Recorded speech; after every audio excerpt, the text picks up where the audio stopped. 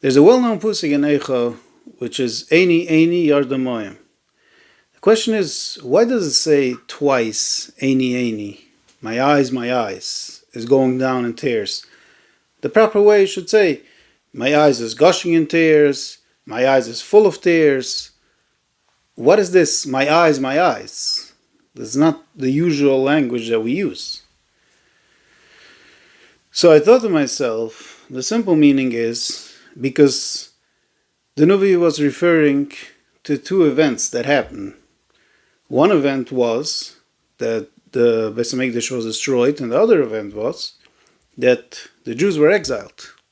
Because it could have happened just one. It could have happened that the Jews were exiled, and the Beis HaMikdash would have stand.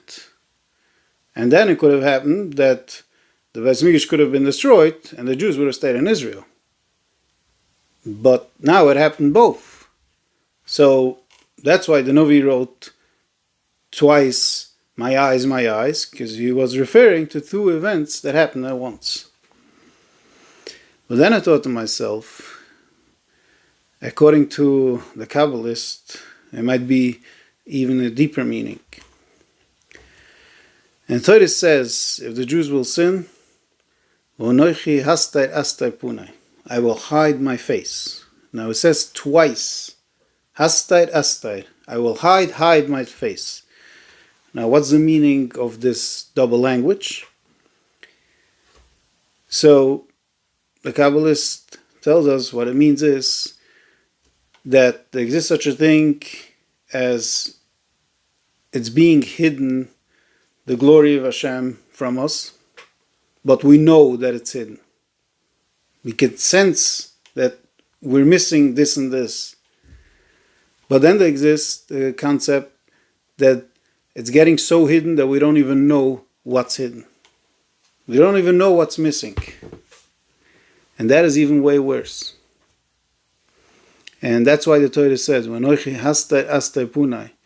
I will hide my face once that first the Jews will know there's something missing, and then the Jews wouldn't even know what is missing.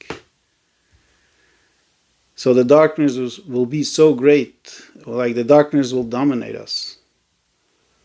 And that is even worse. And that is what the Nuvi referred. Aini. One time he said Aini, he meant for Astai. And the other Aini, because he realized that the Jews will be in such a darkness that it will not just be that we got exiled, but we know what's missing, we're not even going to know what's missing. So that's why he says twice. Now another word, the Pasuk says, Kiruchag mimeni menachem ma'ashav nafshi. Now the question is, why does it say Kiruchag? The proper way to use Hebrew is Viruchag. Kiruchag could also mean that it's far. Viruchag means, and it's far from us. Because when you got exiled and the Beis HaMikdash was destroyed, it's far from us. So I thought to myself, the Gemara tells us a story of Rebbe Akiva, Rebbe Gamliel, Rebbe Bruza ben Azar, and Rebbe Shia.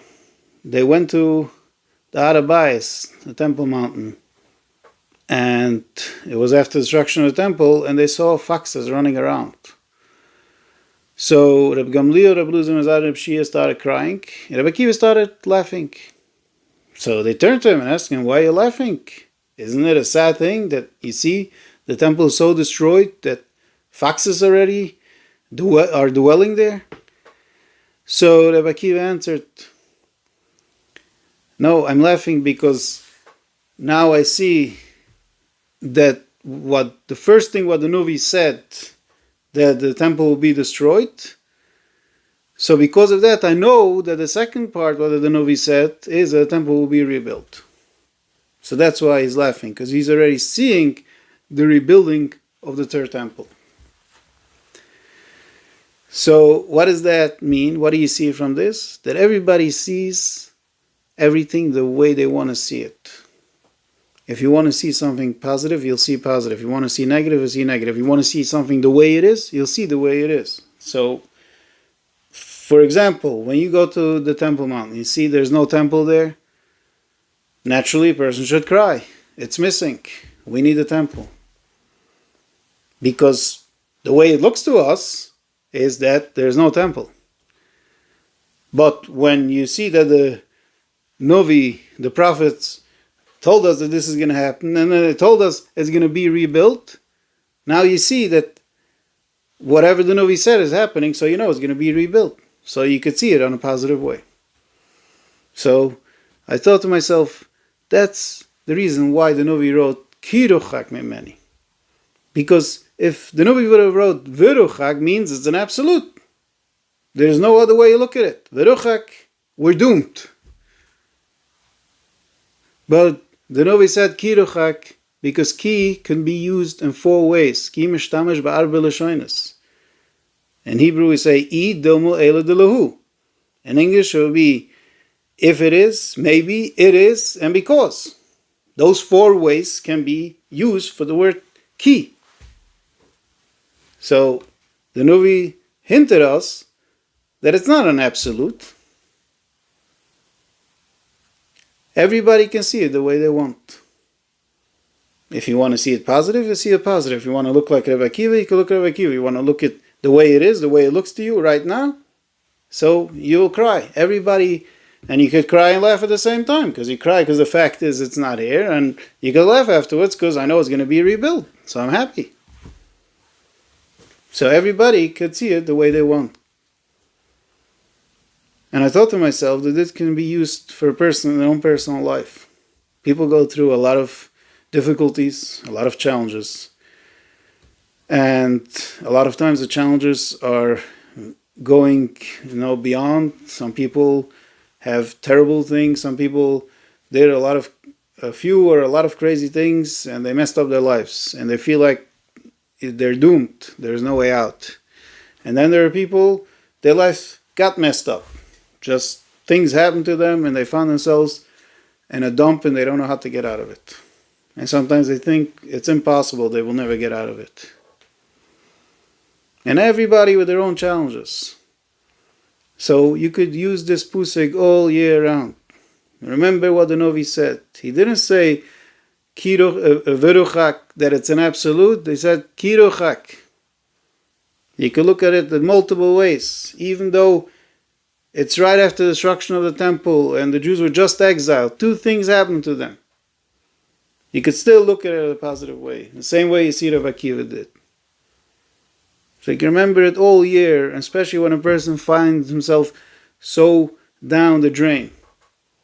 You can think to yourself, how did you get down the drain? Because Hashem put you there. So if Hashem put you there, He can take you out of there.